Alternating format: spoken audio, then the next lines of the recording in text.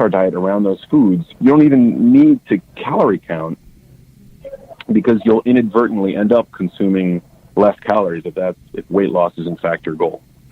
Yeah, and I think you bring up a great point, because I think what people need to realize, and there are people that have worked in the food industry that have left the food industry, and they said one of the reasons why they left was because they learned that their job was to bioengineer this food in such a way that people would continue to eat it, and as you said, to overindulge in it, and that it's specifically being bioengineered specifically for that purpose.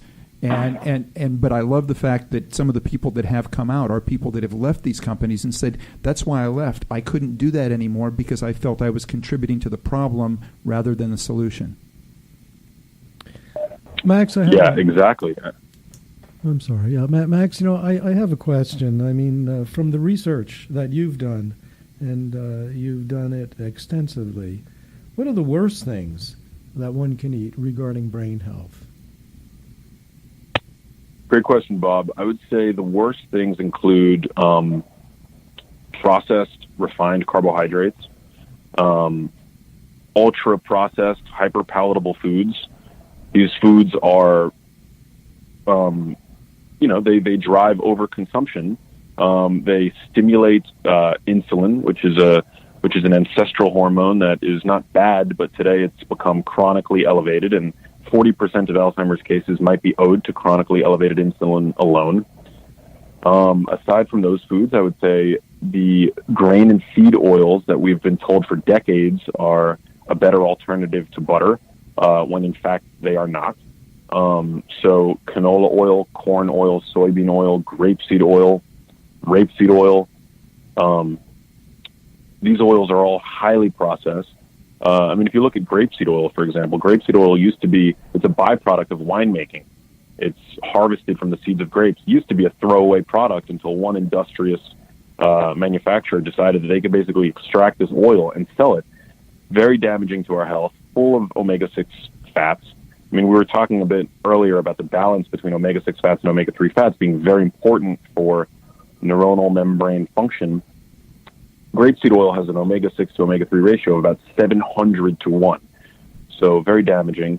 And these oils also inadvertently, over the course of the production process, develop trans fats, which we know are associated with an increased risk in early mortality. So I would say skim these foods off the top. Ideally, you want to stick to foods that are that don't have ingredients labels, with a few exceptions. But I would say that those are the most offensive foods in the modern food supply, for sure. Max? And then in the book Genius Foods, we have a full shopping guide, and we highlight the foods that are actually that there exists strong evidence base to show that they actually have nutrients and compounds that actually promote optimal brain function. Now, Max, unfortunately, we are about out of time. We've got about 30 seconds. But what is the top thing that everyone can do to help their brain health? If you could give everybody one thing, if you said, look, you're driving down the road today, there's one thing that you need to change, what is that one thing that they can do to start helping their brain today? I would say be more physically active, and I'm going to give you a bonus one. So exercise, and then eat a large salad every single day. We go. You set that as a rule for yourself. All right, Max. Well, thank you so much. The time has just flown by. I believe that you also have a home here in Los Angeles. Let's stay in touch. I'd love to have you come back in anytime. You come in studio, and if you have another book that's being launched or anything that you want to come in and talk about, let me know. We'll have you come in as the guest co-host. So thank you so much for your time, and I just really want to acknowledge the fact that you are really on the front line now of getting information out there to people, and I love the fact that you're using multiple mediums to do it. So I think that's the way that we're going to get more of the information out, because we certainly can't count on either the large corporations or the government to get the information to us quick enough. Well, thank you so much, Alan. Thank you, Bob. It's been a real honor to be here with you guys. I appreciate it. All right. Now, for everybody out there, please be sure to put on your calendar and tune in next Monday when our guest will be bringing us information from the HeartMath Institute to discuss the science of the heart, exploring the role of the heart in human performance. And please, if you get a chance, visit our archives of past interviews at answersforthefamily.com, or you can subscribe to our show through iTunes, Stitcher, or YouTube. And if you like what you hear, please leave a review. It will help us, and it will help get the information out to other people.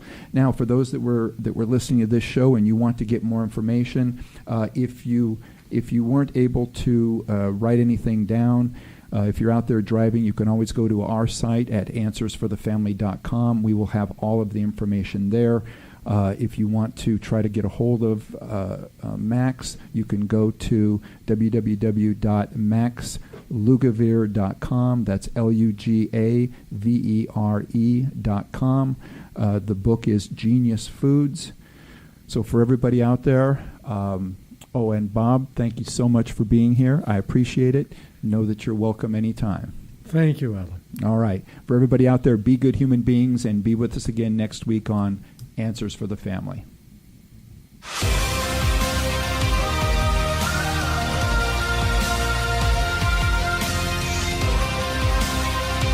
Irreverent, entertaining, cool. You're listening to LA Talk Radio.